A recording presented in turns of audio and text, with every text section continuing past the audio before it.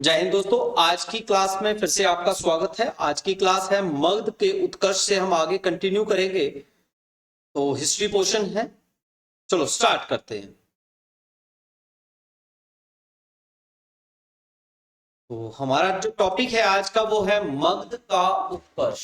सबसे पहले मगध के उत्कर्ष यानी कि संस्थापक को हमें लर्न रखना है। तो संस्थापक कौन थे? बृहद्रथ। मगध के उत्कर्ष के संस्थापक कौन थे? बृहद्रथ थे, जिनकी राजधानी जो थी वो गिरिब्रिज यानी कि राजगिरी का ही नाम है गिरिब्रिज। और हर्यक वंश के संस्थापक थे बिंबिसार। हर्यक वंश के कौन थे? बिंबिसार थे, जिन्होंने 545 ईसा पूर्व में मगध की गद्दी पर बैठे और 52 वर्षों तक शासन किया था।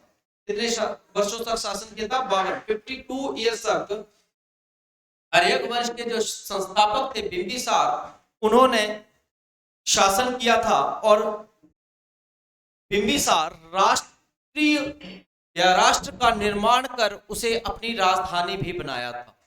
ठीक है जी, यानी कि राजगिरी को ही उन्होंने अपनी राजधानी बनाया और साम्राज्य का विस्तार किया। और उन्होंने क्या किया? उन्होंने एक जब भी मतलब अपना जो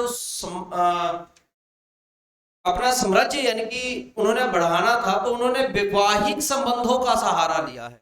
मतलब उन्होंने एक शादी करने के बजाय 2-3 शादियां कर ली, क्योंकि हर तरफ जो है अगर जितनी ज्यादा शादियां करेंगे उतनी रिश्तेदारी ज्यादा उनकी जो है वो क्या होगी? फैलेगी, यानी कि साम्राज्य जो है वो विस्तारवादी बनेंगे। तो उन्होंने भी वैवाहिक संबंधों का सहारा लिया। उन्होंने कौशल नरेश के प्रसेनजित की बहन से शादी कर ली। नंबर 2, वैशाली के चेतक की पुत्री चेलना के साथ भी शादी कर ली। और पंजाब की राजकुमारी क्षेमभद्रा के साथ भी उन्होंने शादी कर ली। यानी कि आप ये समझ रहे होंगे कि उन्होंने 3-3 शादियां जो हैं वो कर ली। क्योंकि वो चाहते थे कि अपना जो है वो उनका जो साम्राज्य है वो बढ़े। तो उसको बढ़ावा, साम्राज्य को बढ़ावा देने के लिए जो है उन्होंने 3-3 शादियां कर ली, यानी कि वैवाहिक संबंधों का उन्होंने सहारा लिया अपने साम्राज्य को बढ़ाने के लिए। इसके आगे कंटिन्यू करते हैं। 493 ईसा पूर्व की बात है। बिंबिसार की हत्या उसके पुत्र अजातशत्रु ने कर दी। तो याद रखिएगा, कई बार ये एग्जाम्स में बहुत ज्यादा पूछे जाने वाला क्वेश्चन है कि अजातशत्रु के पिता का क्या नाम था? तो बिंबिसार था। यहां से आपको जो है टॉपिक वाइज टॉपिक आपको दिमाग में रखना है। ठीक है जी, तो टॉपिक वाइज टॉपिक रखेंगे तो आपके दिमाग में ये बैठ जाएगा कि क्वेश्चंस का पूरा फंडा जो है। तो क्वेश्चन ये है कि अजातशत्रु ने जो है अपने पिता की हत्या कर दी और स्वयं गद्दी पर बैठ गया। तो उसने वैशाली के लिच्छवियों को पराजित किया। इसको किया, लिच्छवी जो थे वैशाली के, तो उनको पराजित किया। काशी के किया, विज संघ के को भी पराजित किया और मगध साम्राज्य में मिला लिया उन्होंने। यानी कि उसने भी विस्तारवादी नीति जो है वो अपनाई और आगे भी बढ़ाता आगे चला गया। अजातशत्रु के ही शासन काल में प्रथम बौद्ध संगति का आयोजन किया गया था, जिसमें बौद्ध धर्म के उपदेश को संकलित किया गया, यानी कि जोड़ा गया। ठीक है जी, बहुत बार ये बहुत ही ज्यादा इंपॉर्टेंट क्वेश्चन है कि बौद्ध धर्म की पहली संगति जो है वो किसके काल में हुई थी? तो अजातशत्रु के काल में हुई थी। मैंने लास्ट टाइम में भी ये पढ़ाया है, तो आपको याद रखना है। बौद्ध धर्म से जुड़े हुए क्वेश्चन में मोस्ट इंपॉर्टेंट क्वेश्चन रहेगा। और 461 में अजातशत्रु की हत्या उसके पुत्र ने कर दी। यानी कि देखिए, जो गलत करेगा वो उसी के साथ गलत भी होगा। ठीक है, तो अब देखिए उसके पुत्र की जो हत्या है, ठीक है, जिसने की बिंबिसार ने की हत्या जो है उसके पुत्र अजातशत्रु ने की। और अजातशत्रु की जो हत्या है वो उसके पुत्र उदयन ने कर दी। अब कई बार ये पूछा जाता है उदयन किसका पुत्र था? तो ये अजातशत्रु का था। आपने जो है ये सीक्वेंस वाइज इसका ग्राफ बनाकर आप भी इसको याद रख सकते हैं। इस वजह से इनको जो है पितृहंता शासक भी कहलाए। ये पितृहंता मतलब पिता की हत्या करने वाला शासक भी कहलाया उदाइन। कौन कहलाया था? उदाइन कहलाया था। और उदाइन ने गंगा और सोन नदी के संगम पर पाटलिपुत्र नामक यानी कि पटना शहर की जो है स्थापना की और उसे ही अपनी राजधानी बनाया। बहुत ही अच्छा क्वेश्चन है कि पटना की स्थापना किसने की थी? तो पटना की स्थापना किसने की थी? तो उदाइन ने की थी। किसने की थी? उदाइन ने की थी। मगर जो उसके पिता थे उदाइन के, अजात शत्रु, वो थे बौद्ध के अनुयायी। मगर जो उदाइन था वो था जैन धर्म का अनुयायी। याद रखिएगा, जैन धर्म का अनुयायी कौन था? वो था उदाइन। और हर्यक वंश का अंतिम शासक भी उदाइन का पुत्र नाम दशक बना है। और उसके अमात्य, जो उसका अमात्य था यानी कि रिश्तेदार शिशुनाग ने 412 ईस्वी में उसे गद्दी से हटा दिया और शिशुनाग वंश की जो है वो स्थापना की। शिशुनाग ने अपनी राजधानी पाटलिपुत्र से हटाकर, यानी कि शिशुनाग ने भी अपनी राजधानी अलग जगह बनानी थी, तो इसलिए उसने पाटलिपुत्र, क्योंकि वो पाटलिपुत्र जो राजधानी थी वो उदाइन की थी, तो इसलिए शिशुनाग ने क्या किया? पाटलिपुत्र को से हटाकर वैशाली में स्थापित कर दी अपनी राजधानी। बाद में उसका उत्तराधिकारी कालाशोक ने पूर्व में फिर से जो है शुंग वंश के ही संस्थापक थे के राजा ने पाटलिपुत्र को ही अपना फिर से शिशुनाग वंश का अंतिम शासक यानी कि रहा है नंदी वंश वर्धन या महानंदिन भी कहलाए हैं। तो कालाशोक ने जो है पाटलिपुत्र को ही अपनी क्या बनाया था? राजधानी बनाया था। और कालाशोक के ही काल में या समय में दूसरी बौद्ध संगति हुई है, क्योंकि ये कालाशोक जो था वो बौद्ध धर्म का अनुयायी था, इसलिए इसके समय में जो है ये संगति हुई है।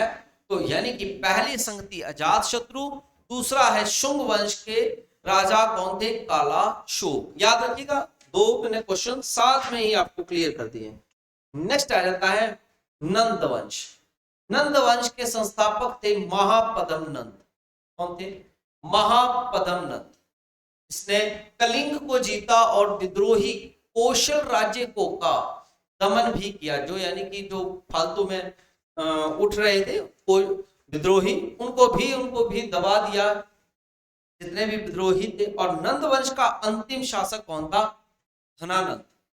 कौन था? धनानंद था। ये भी कई बार कॉम्पिटिटिव के लिहाज से हिस्ट्री का मोस्ट इंपॉर्टेंट क्वेश्चन रहता है।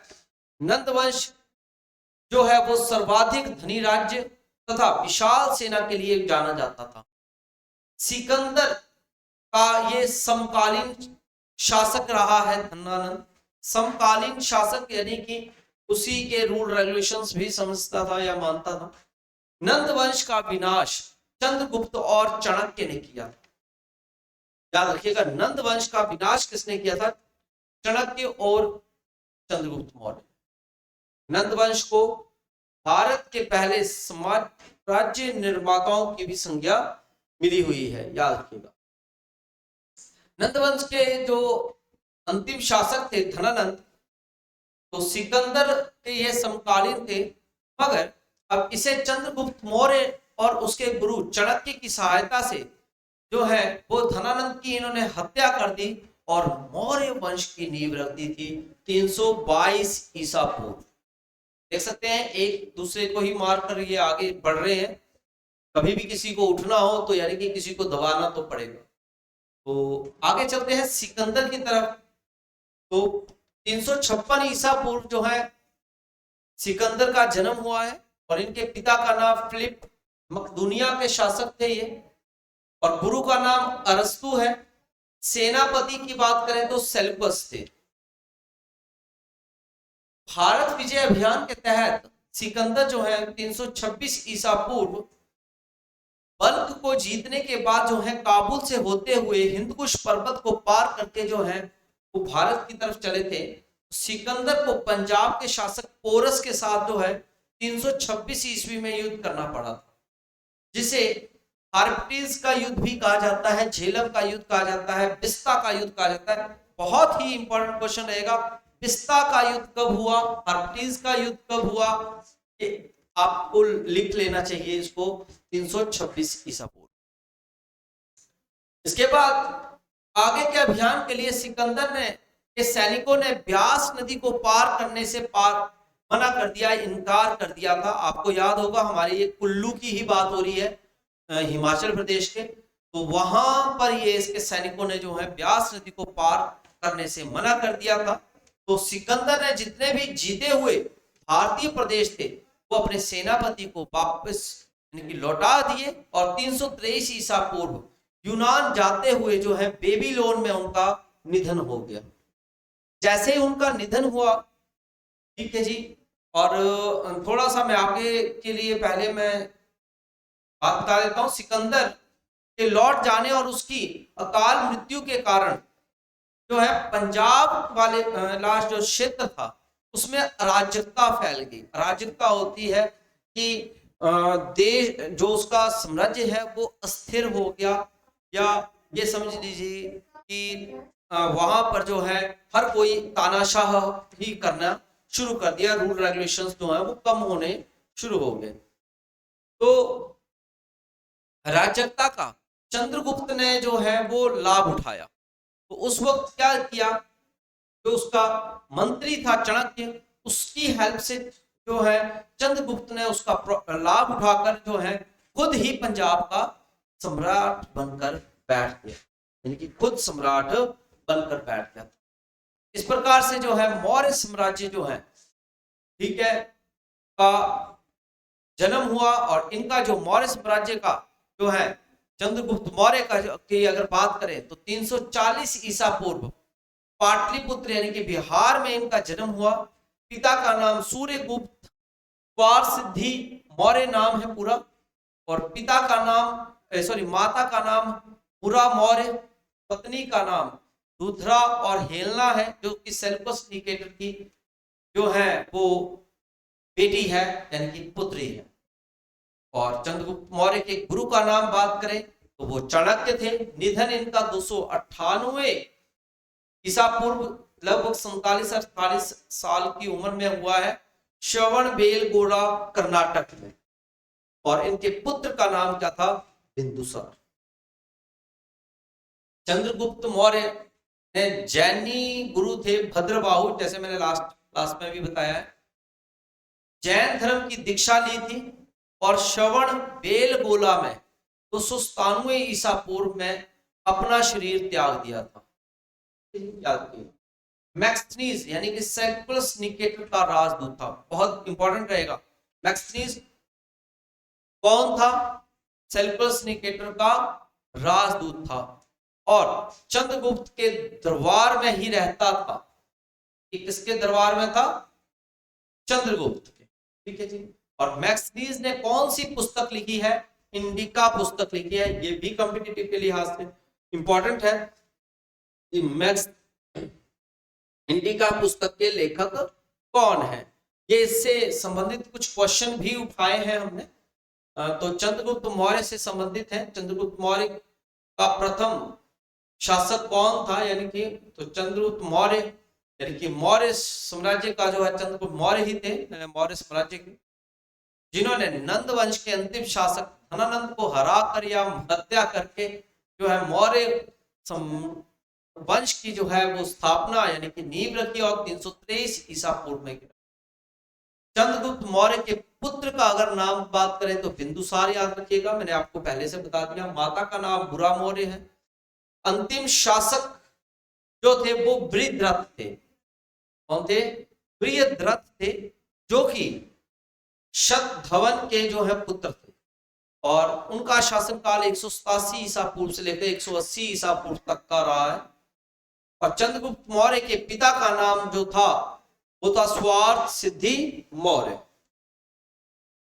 इसी प्रकार से गुरु की बात करें तो चाणक्य, जिन्होंने के सहयोग से जो है चंद्रगुप्त मौर्य ने अपने साम्राज्य की नींव रखी थी, यह स्थापना की थी। पेशे से ये शिक्षक थे। वो विश्व प्रसिद्ध गुरुकुल तक्षशिला के आचार्य थे। कौन थे? गुरु चाणक्य। चंद्रगुप्त मौर्य का जन्म कब और कहां हुआ है? तो चंद्रगुप्त मौर्य का जन्म जो है वो 345 ईसा पूर्व पाटलिपुत्र बिहार में हुआ है। चंद्रगुप्त मौर्य की मृत्यु कब और कहां हुई? तो याद रखिएगा, चंद्रगुप्त मौर्य की जो मृत्यु है तो 298 ईसा पूर्व श्रवण बेलगोला कर्नाटक में उपवास के दौरान हुई है। उपवास मतलब फास्ट रखा हुआ था, ठीक है जी, फास्ट समझते हैं यानी कि व्रत वगैरह।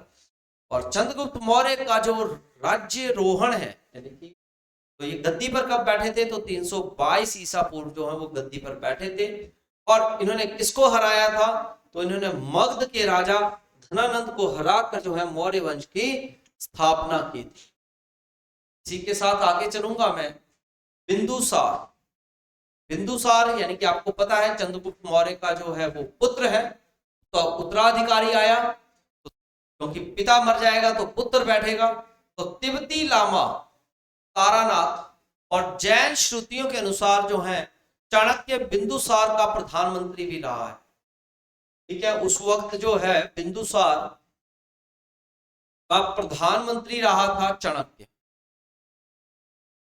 तो बिंदुसार के समय में तक्षशिला में विद्रोह हुआ, जिसे दबाने के लिए अशोक और सुसीम को भेजा गया था।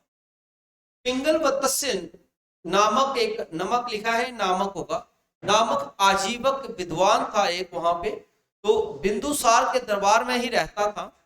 तो उसने उसी वक्त भविष्यवाणी कर दी कि आने वाले टाइम में अशोक जो है वो राजा बनने की या बनेगा। बिंदुसार की जो मृत्यु के समय जो है अशोक जो है वो उज्जैन का राज्यपाल था। कहां का था? उज्जैन का राज्यपाल। के बाद आ जाता है अशोक का कार्यकाल, जो कि 273 से लेकर 232 तक रहा है। उल्टा ही रहेगा, ये आपको पता है, ईसा पूर्व है, ईसा मसीह के पैदा होने से पहले की बातें ही हैं। मौर्य साम्राज्य का महानतम शासक जो है वो अशोक था। सिहली अनुश्रुति के अनुसार अशोक ने अपने 99 भाइयों की हत्या की थी। ये सिहली की अनुश्रुति में लिखा गया है। और फिर वो अशोक जो है वो सिंहासन पर बैठा।